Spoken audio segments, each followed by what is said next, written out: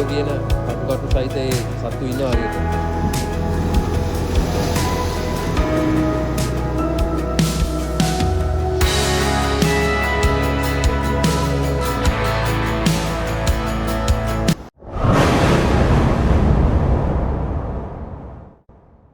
Secret beach එකට යන්න ඔයාලට මිරිස්සෙන් ඇවිල්ලා මේ හාබර් එක පාරේ ආවනම් ඒ පාරෙන් ඇවිල්ලා මේ මෙතනට එන්න පුළුවන්.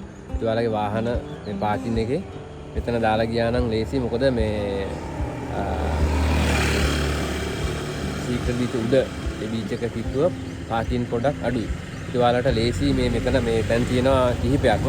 ඉතින් මේ වගේ තැනක ඔයාලගේ වාහනේ දාලා ගියා නම් ඔයාලට ඊට පස්සේ ඒ ටික මෙතනින් ටිකක් දුර ගිහිල්ලා වමට හැරෙන්න ඕන. 3 wheel එක හරි පයින් හරි යන්න පුළුවන්. මෙන්න මේ පේන කන්දෙන් එහා පැත්තේ තමයි බීච් එක තියෙන්නේ. ඒ ටවුන් එකෙන් ඇවිල්ලා අපි පොඩ්ඩක් දුර ආපුවාම මේ වගේ මේ ඇතුල් පාරක එන්න තියෙනවා. හැබැයි බීච් එක කිට්ටුවටම වාහන වල එන්න බෑ. ඊට ඔයාලට වාහන වල එනවා නම් ඒ විතර මග තියෙනවා පාකින් එක මම පෙන්නපු ඒ පාකින් එකේ වාහනේ දාලා මේ හරියට බයික් වල නම් එන්න පුළුවන්. ඉතින් ඔයාලා වාහනේ එනවනම් එතන නවත්තලා 3 wheel එක ආවනම් මේ සීක්‍රට් බීච් එකට ලේසියෙන් යන්න පුළුවන්. බලමු අපි ගිහිල්ලා. අපි ඊට පස්සේ මෙන්න මේ වගේ තැනකින් යන්න තියෙන්නේ. අපි අතුලට ගිහිල්ලා බලමු. මේක හොටෙල් එකක්. පොඩි රෙස්ටුරන්ට් එක. සීක්‍රට් බීච් රෙස්ටුරන්ට් and බා. ඉතින් මෙතනට ආවම මෙතනින් තමයි අතුලට වෙන්න තියෙන්නේ. ඒ ඕන කෙනෙකුට යන්න පුළුවන්. ඒ වගේම මෙතන කෑම බීම ඒවත් ඔයාලට ගන්න පුළුවන් ඉතින්.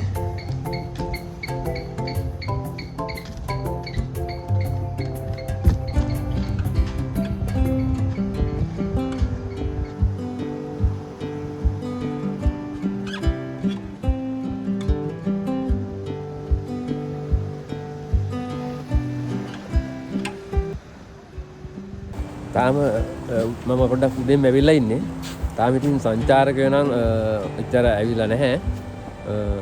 තාම මෙතන බොහොම මේ නිස්කලංක විදිහට තියෙනවා මේ බීච් එක.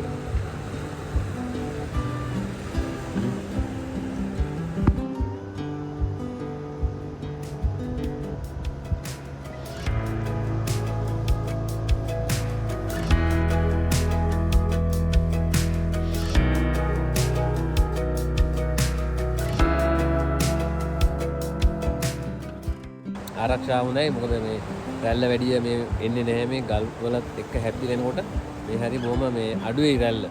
ඉතින් ඒක නිසා මේ පොඩි එක්කෙනෙකුට උනත් බය නැතුව මේ හරියෙන් ඔයාලට නාන්න පුළුවන්. මේ ඒක තමයි මෙතන තියෙන එකම මේ බය නැතුව නාන්න පුළුවන්. හරි ලේසි.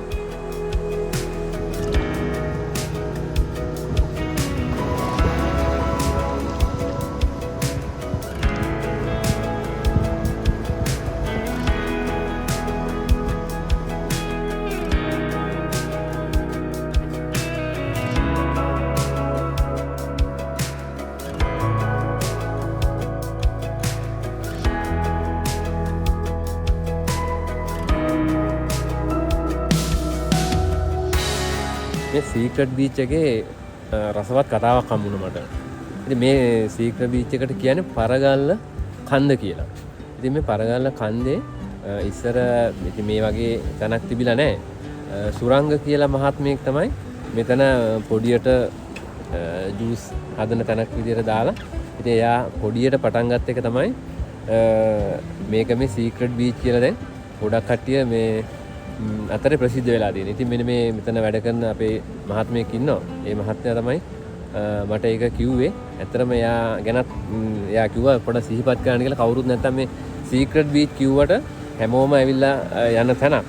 නමුත් අර විස්තරය කවුරුත් දන්නේ නැහැ. ඉතින් මෙතනට එන්න අඩිපාරක තමයිලු විදේශීය සංචාරකයෝ එකන් ඇවිල්ලා තියෙන්නේ.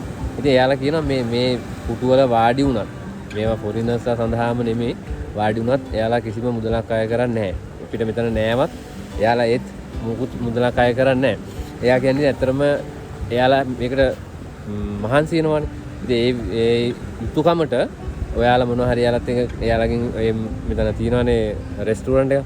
එයාලගෙන් එක කාලා බීලා එයාලට පොඩි වියදමක් කියන්නේ ආදායමක් එන විදිහට එයාලා ලෑස්ති කරනලු. නැත්නම් ඉතින් ඇත්තටම මේවා මේන්ටේන් කරලා අපි මුදලක් යනවනේ. ඉතින් ඒ නිසා තමයි එයා කියන්නේ අපේ මොනවා හරි ඒ විනුවට ගන්න හරි කියලා. ඒතකොට එයාලා ඒක මේ එතන වියදම හරි කව වෙනව නැත්නම් ඇත්තටම මේවා මේන්ටේන් කරන්න මුදලක් යනවා. අපේ කට්ටිය නැත්නම් එයි මේවත් විනාශ කරයි. මෙයාලා අස් කරයි හැමදාම. ඉතින් එයාලට හැමදාම අස් කර තමයි ඉන්න වෙන්නේ. ඒක නිසා අනිවාර්යෙන් ඔයාලා ආවොත් ඇත්තට මේ හොඳ සේවක මණ්ඩලයක් ඉන්නේ. ආත්මාර්ථකාමී හැඟීමක් නෑ මට එයාලා කතා කරපු විදිහට නම්. ඉතින් ඔයාලා ආවොත් ඉතින් ඒ විදිහට මේ ආයතනත් රැකෙන්න ඕන නිසා මොනවා හරි ගන්න අරගෙන ඉතින් ඇත්තටම අපි කනවා මොනවනේ. ඒ වෙලාවට මොනවාරි අරන් මේවා පාවිච්චි කරන්න පිරිසිදු කරලා ඒ විදිහටම යන්න.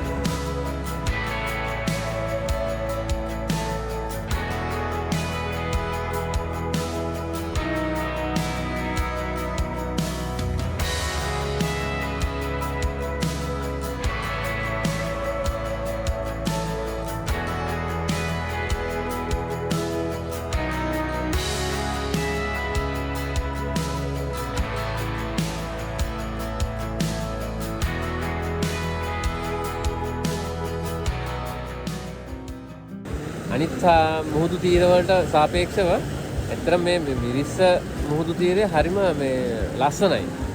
ඒ මුහුදු වතුර පුදුම නිල් පාටක් තියෙන ඉතින්. ආවොත් මේ එක පාරක් හරි මේ මිරිස්සට ඔයාලා ඇවිල්ලා බලලා යන්න ඒ තරම්ම ලස්සනයි. මෙතන එතකොට ඔයාලට මේ නිවාඩුවක් ගත කරන්න නිවාඩු දවසකට මේ මිරිස්සරම තමයි එන්න හිතෙන්නේ. ඇත්තට මුහුදු තීර වලින් ලස්සනම මුහුදු තීරයක් තමයි මට නම් මේ මිරිස්ස. ඉතින් ඔයාලා මීට වැඩිය ලස්සන තැන් දැකලා ඇති. ඉතින් එහෙම තියෙනවා නම් පොඩි කමෙන්ට් එකක් දාන්න. දැනට මම දැකලා තියෙන ලස්සනම මුහුදු තීර වල එකක් තමයි මේ මිරිස්ස. ඉතින් මිරිස්සෙත් අපි ගියා කීපයකට දැන් මතකනේ. ඉතින් ඔයාලගේ අදහස් මේකේ අනිවාර්යෙන් කමෙන්ට් එකක් දාන්න. මේ ගල්ලස්සෙත් මේ අර ඉකිරියෝ කියන කටු සහිත ඒ සත්තු ඉන්නවා හරියට.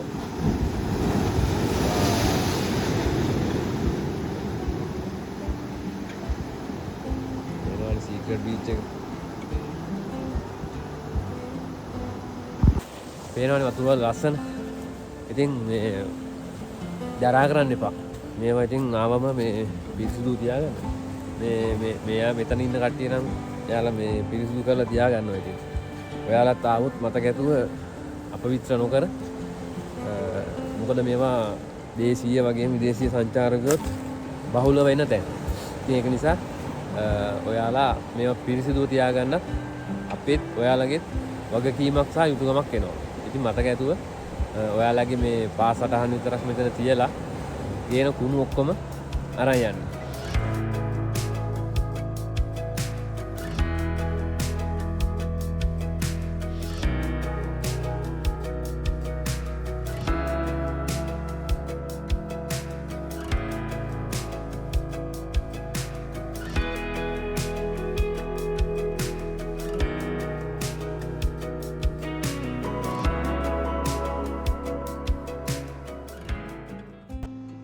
යාලගේ රෙස්ටුරන්ට් එක. ඉතින් මෙතන බැරින් තමයි එන්න තියෙන්නේ. තාම ඉතින් පස් කරනවා මම උදේම ආපු නිසා.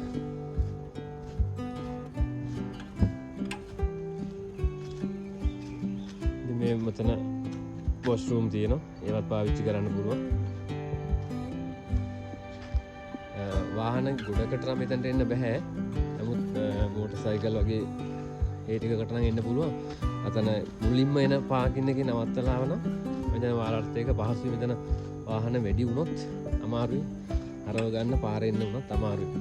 මේක ඇවිල්ලා පොඩි කඳු ගැටයක්නේ. පොඩි කැලයක් එක්ක තියෙන කඳු ගැටයක්. එතනින් මේ කඳු කන්ද බැස්සට පස්සේ තමයි අපිට මේ සීක්‍රට් බීච් එක හම්බෙන්නේ. ඉතින් ඒ එනකොට මොනරුන්ගේ සද්ද, කුරුල්ලෝ අපිට ඇත්තට මේවත් අහගෙන ඉන්න පුළුවන්. සමහරට මොනරු එහෙම දකින්නත් හම්බෙනවා මේ පාරේ. දැන් මට සද්ද ඇහෙනවා මොනරුන්ගෙනවා. මම එහෙනම් මේ මුහුදු තීරෙන් මේ වීඩියෝ එකෙන් ඔයාලගෙන් සමු ගන්නවා. ඉතින් මේ වගේ ලස්සන වීඩියෝ එකකින් නැවත හම්බෙමු අපි. ඉතින් ඔයාලා මේ වීඩියෝ එක බලලා ඔයාලට මේක හොඳයි කියලා හිතනවා නම් කමෙන්ට් එකක් දාන්න. ඒ වගේම මේක අනිත් කට්ටියට බලන්න ෂෙයා කරන්න අමතක කරන්න එපා. අපේ channel එක subscribe කරලා නැත්නම් ඒකත් subscribe කරන්න. ඒකත් අමතක කරන්න එපා. ඒතකොට අපි දාන වීඩියෝ ඔයාලට ඉක්මනින්ම බලන්න පුළුවන්. ඉතින් එහෙනම් ඔයාලගෙන් මම සමු ගන්නවා. ඔයාලට සුබ දවසක්.